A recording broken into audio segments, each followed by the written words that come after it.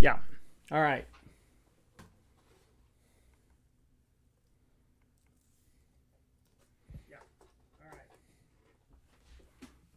Here I am. One moment. There we are. Okay, everybody. Very sorry. We're going to try it again for a bit.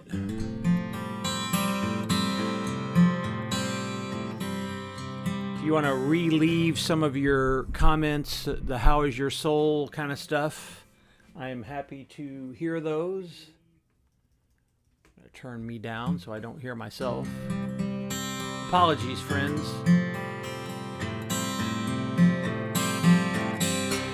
It's been pretty good lately.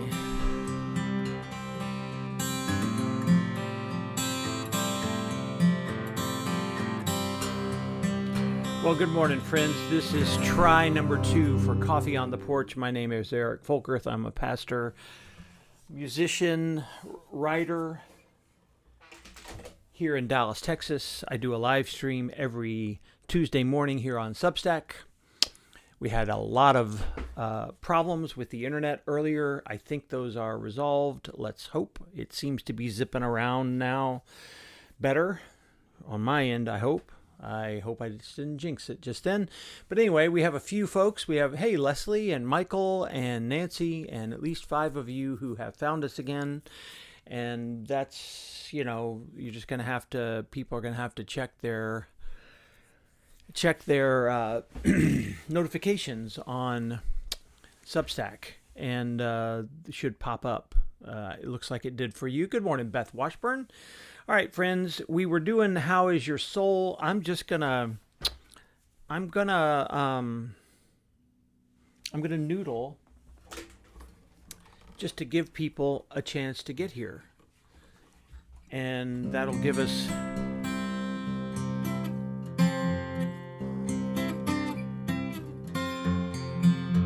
just a few minutes.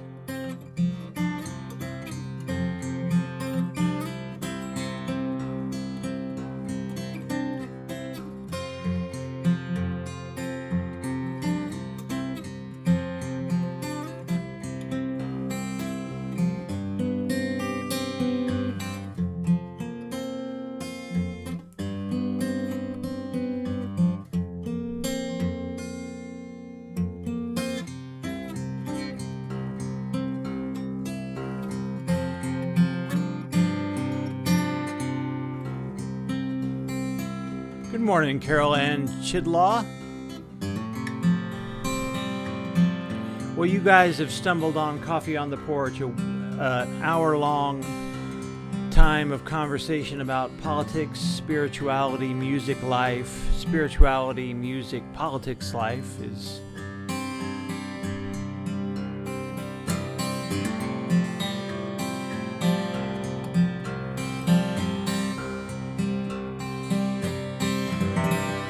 Let me just get right into it, y'all. As we were delayed, I feel like I need to catch up a bit. I'm going to tell you how things were in my world. This is typically what I do, is share some pictures with you and just talk about what happened last week. I was super excited that I went to see our volunteers over at Oak Cliff Churches for Community Aid, Emergency Aid, OCCEA.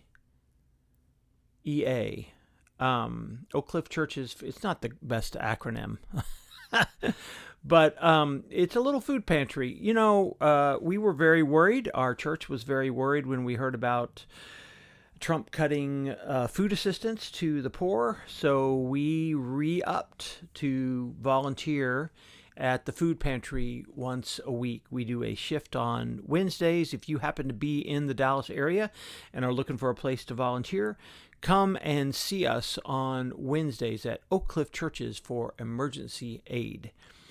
Last week was Holy Week, and my pictures are mostly about Holy Week, y'all. That was the thing on my mind last week. We had a beautiful Maundy Thursday service, and I read a little piece from Dietrich Bonhoeffer's book, Life Together, the famous book that he wrote while he was, in fact, in prison by the Nazis. And, you know, we are struggling against authoritarianism in our time. And so it felt like an appropriate thing to do. And I was talking even in my own sermonette that night about ICE and what's going on in our time. And I looked up and there was Paul James, who's a friend from Hutchins, Texas, down the road. Paul was a community member in Hutchins, a citizen there, who rose up and really led some fierce opposition to the warehouse, the ICE warehouse that was supposed to be purchased in Hutchins. And so there was some resistance to that. And I just reminded everybody that right where this picture is, where this table was here in our sanctuary, we had a press conference back in January, and we called out the media, we called out the public to get involved in this and help us to stop this warehouse in Hutchins, Texas. And I'm saying these words and I look up and there's Paul James from Hutchins, who just decided to come visit us on Monday, Thursday. It was beautiful. So it was a beautiful connection of resistance and the faith resistance in Bonhoeffer's time and in ours to the oppression of the poor and the suffering migrant people. That I'm so proud that we were a part of that, and it just felt like a wonderful night on Monday, Thursday to make all that connection. I didn't get a single picture of our Good Friday service. It was a beautiful Tenebrae service on Friday that we held, so thank you to everyone who came. I believe I see Leslie here, and I believe Leslie was there both on Thursday and Friday. And then on Sunday morning, we had, look at that, another bread and cup. This time outside for our Easter sunrise service on Easter. It was wonderful. Thank you to all who went out to the garden with us. It was a beautiful little group there. Then at 11 a.m. we had a full house, a really beautiful, wonderful group of folks who came to worship with us on Easter Sunday. Thank you to everyone who was a part of that and putting it together, and all those who came. We had a ton of kids with Pastor K.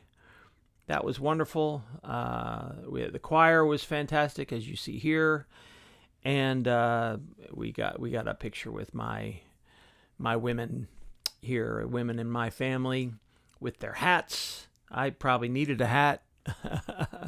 We were glad that our state representative Rafael Anchia was there, and his wife Rebecca, I did their wedding last year, a year or 2 years ago, down in Mexico, and they decided to worship Easter with us. So thank you to them. But again, thank you to this big, wonderful group. Holy Week, Leslie is saying, yes, it was. It was all wonderful. It was a really, really good week. It was a really wonderful week. And Leslie, I haven't, you may not have heard me say this, but I said this to a couple people yesterday.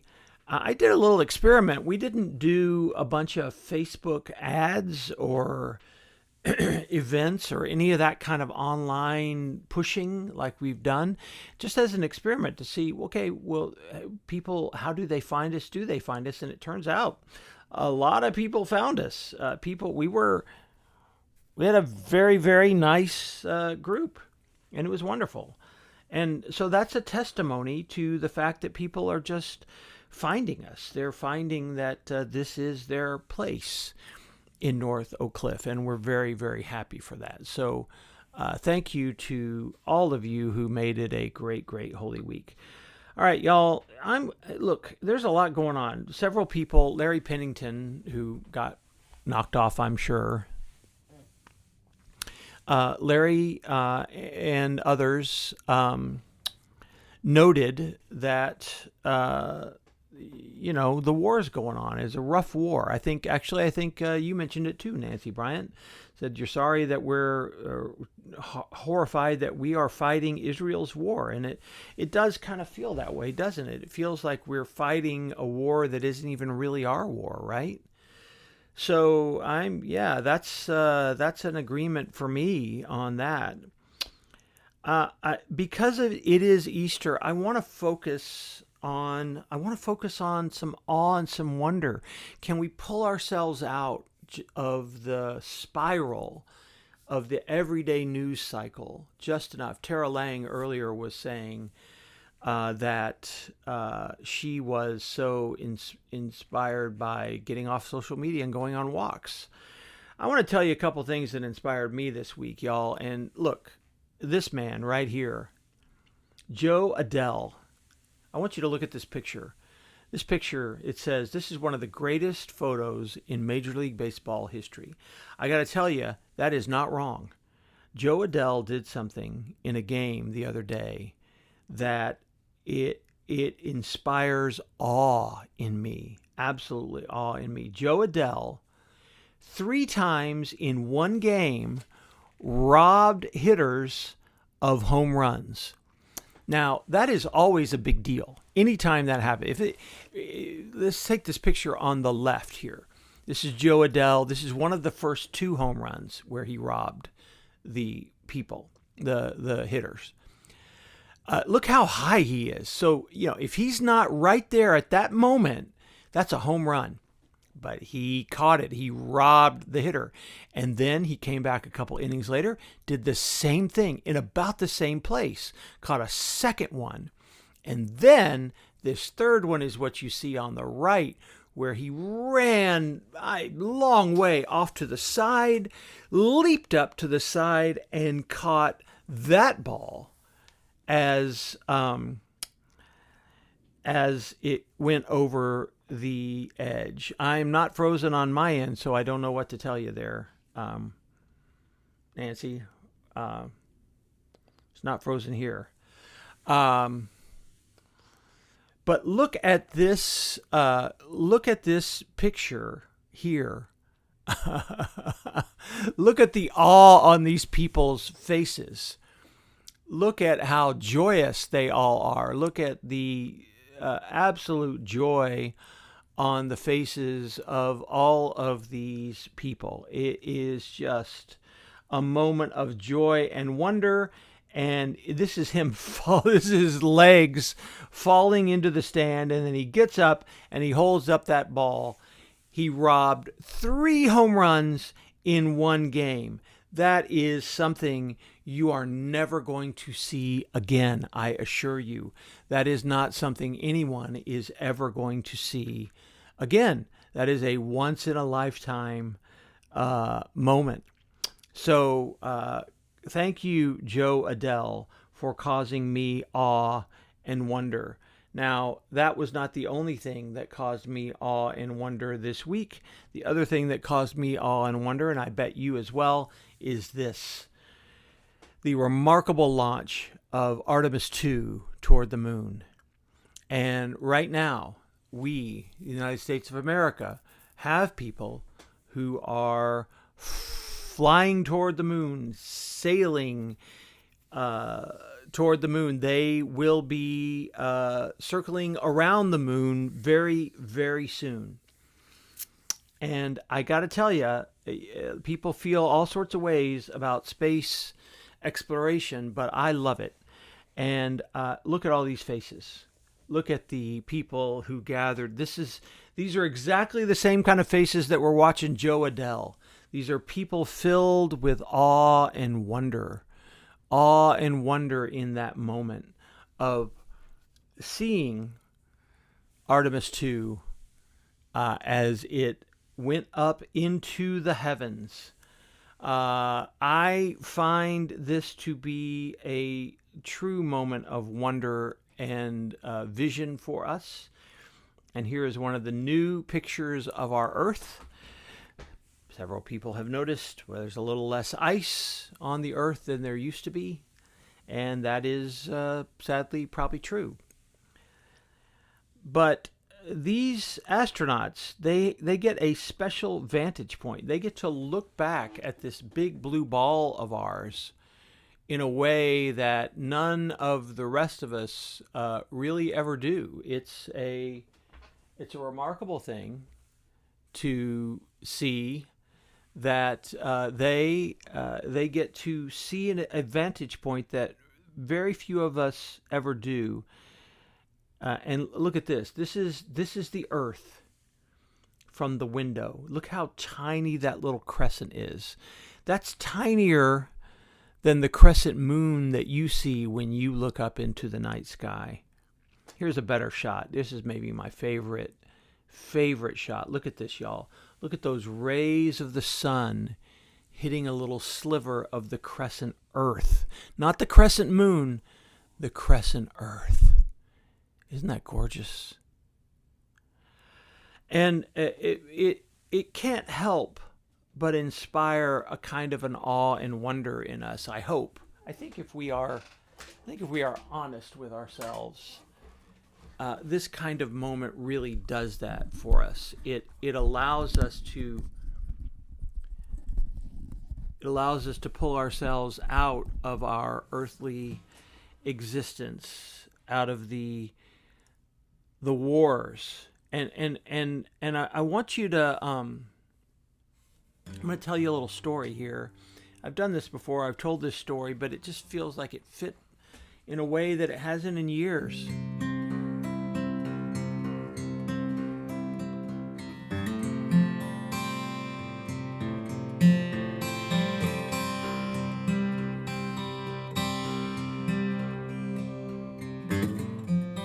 It's 1969. The last times that human beings went to the moon.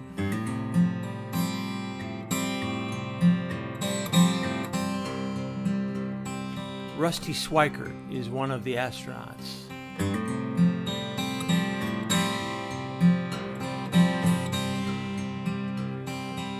He went out on a moonwalk, on a spacewalk rather, outside the capsule. He was the one in the capsule floating around up in the lunar orbit. So he's in lunar orbit. He goes on a spacewalk, and there's a moment. There's a moment when they lose communication, and he's just floating in space.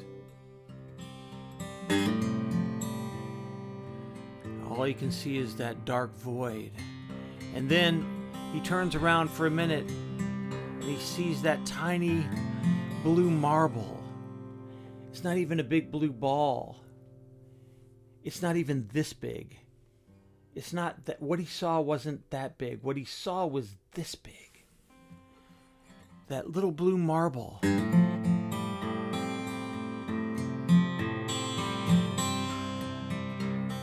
Rusty Schweickart suddenly realized that he was looking back at everybody he ever knew. Right on that blue ball. Every person that had ever lived. Every civilization, every war, every work of art, every love, every baby, every dying old person, all the gorgeous forests, mountains and oceans, all of it was just in that tiny little thing. Then he noticed something. He looked carefully at that blue ball. And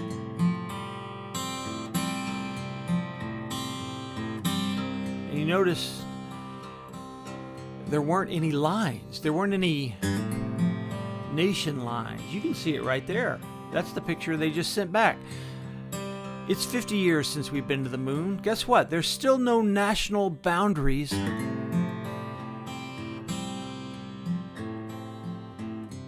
On that actual globe, those globes that you and I look at are artificial. The real thing is just one big blue ball. Rusty Schweickart said that as he looked back at this blue ball and all of humanity, he said he was overcome with this sense of compassion, maternal compassion, the way that God must have compassion for all of us. All our fears, all our hopes, all our dreams, all the fighting we do, all the wars. It's so small when seen from here. Such a little sliver.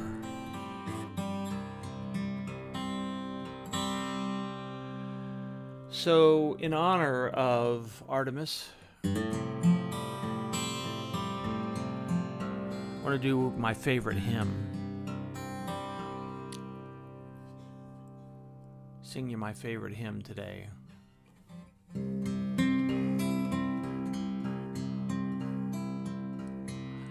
This is my song, O God of all the nations,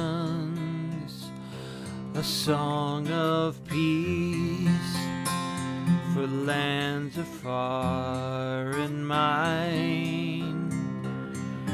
This is my home, the country where my heart is. Here are my hopes, my dreams, my holy shrine. But other hearts in other lands are beating with hopes and dreams as true and high as mine.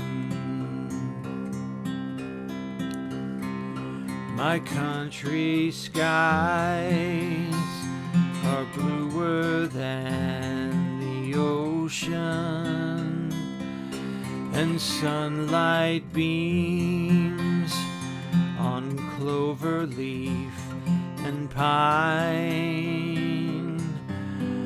But other lands have sunlight too and clover, and the skies are everywhere as blue as mine. Oh, hear my song, O God of all the nation, a song of peace for their land and for mine. May truth and freedom come to every nation.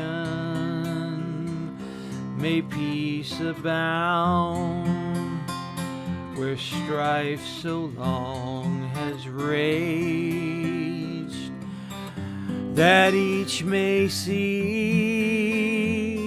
to love and build together. A world united, righting every wrong. A world united in its love for freedom, proclaiming peace together in one song.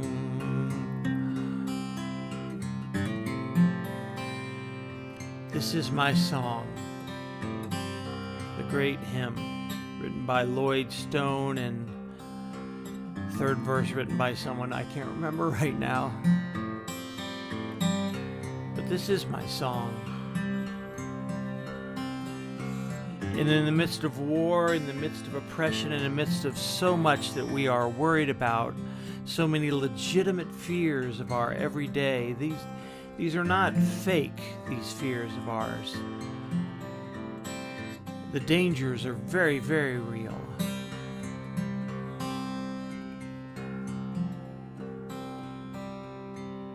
this week we were given a remarkable gift. To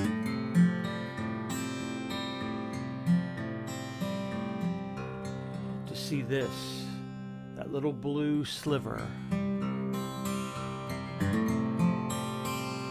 called Earth. When seen from Artemis and those rays of the sun blowing in toward it from the left there, do you see it? We are so small. We are so fragile. Those astronauts have got a great gift to be able to see as this woman is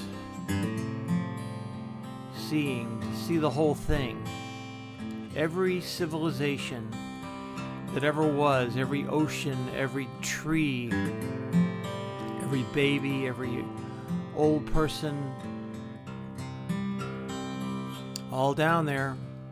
Not one dotted line, not one dotted nation border visible from the vantage point that God sees us. Not one. Clouds, they just blow where they will, driven by the power of the ocean and the heat, the cold. We are truly bound together. That's what makes these wars, that's what makes this oppression and fear so counterproductive. Because at the end of the day, we all have to make it here. As the Eagles said, there is no more new frontier. We have got to make it here. We're not going to Mars anytime soon. No matter what Elon Musk thinks. We are stuck here together, friends.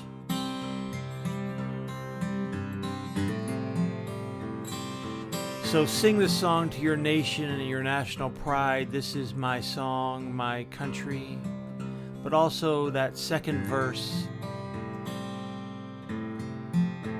Other lands have sunlight too and clover, and skies are everywhere as blue as mine.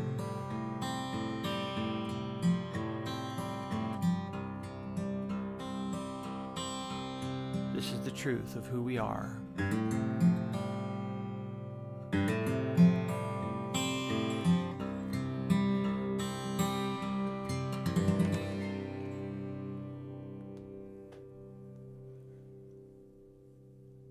Yes. So friends, that's where my head has been this last few days. I know it's a lot going on. I know it feels almost Pollyanna to talk about such mystical stuff, but it's a bit like why we gather here. We gather here once a week to have some coffee and breathe in and out and take a little moment away to stop the doom scrolling, to stop the constant roll of bad news, and remember that there really is a unity that I think God wants us to really see and understand and embrace. And you see our world here, but I don't know, you may not be able to see it on your little phones if you're watching on your phones, but you can even see some of the stars beyond our earth in the black field there. We are so tiny in the vastness of space, and we pretend, and remembering that can help us to right size our human issues. We have so many issues that are solvable if we work together, and of course we don't work together so much of the time. I think that's the Holy Week story. The Holy Week story is the story of a humanity that rejects love and grace and compassion and justice in favor of fear and otherizing and blaming and scapegoating. And when we look around today, we see so many leaders that are doing just that, resorting to fear and scapegoating and blame. So that's my message for you today. I'm gonna continue to watch the rest of this remarkable journey, and I got to tell you, this picture here This is the one. This is the one that gets me. Just this tiny sliver. Like I said, this vantage is even smaller than the moon the way you see it every night. That's how far away they are. They're giving us a remarkable gift. A gift to see us as we often don't see us. To see the whole. To remember the whole. To remember that we are fragile, as Sting sang, that we are mortal, that if we scapegoat and otherize and harm and punish the poor and the meek and the left out, we all suffer, really, because we are all destined to be together on this little blue ball. Okay, friends, that's about all I want to say today. Very abbreviated little time. I'm sorry for all the mess. Here's what I'll do. I'll edit this second one down and post it so all those who didn't find us again can at least come and hear a song and hear a little brief message. Sorry to not have much back and forth. I know we have a very small little crowd that's with us here, but we're here every week for what we call Coffee on the Porch. The song today, I was going to do 2 songs. I cut out the one, but I did do just then. This is my song, written by Lloyd Stone. The third verse is written by a gentleman named Dale Wood. So, by the way, a lot of people think Georgia Harkness wrote that third verse. Not the one I just sang. She wrote a third verse, but not that one. So, FYI for all of you, Dale Wood and Lloyd Stone. Thank you to them. It's my favorite hymn. It really is, because it fits in so well with this story of Rusty Swikert and the original moment that he had, quite by accident, where he just turned floating in space and saw the awe-inspiring little blue marble off in the distance. All right, friends. Yeah, Leslie, thank you. And you love that baseball. I mean, yeah, man. Joe Adele. There's awe in that. Like I said, I am going to go back and show you these 2 pictures of awe. There's awe here. Look at this awe. This is what they're looking at. The awe and wonder of Artemis. But look at these guys. Look at these. Look at these fans. They've got awe and wonder too. These Joe Adele's feet up in the air. They just saw him catch and rob a 3rd home run. Do you know how completely unlikely that is? I mean, it's like being struck by lightning twice or 3 times, something like that. It's that kind of level of ridiculousness. Thank you, Beth Washburn. I'm glad you got it. Come back every week. Tell your friends. We're here every week. Get your coffee. Just spend a little time centering out and centering down and pulling away from the stress that is our life, that is all of our lives right now. All right, friends, this has been Coffee on the Porch with Eric. I'm going to finish my own coffee. Like I said, I'll repost this online so people can find it. They won't be able to interact, but at least they'll be able to see this 30-minute Coffee on the Porch today.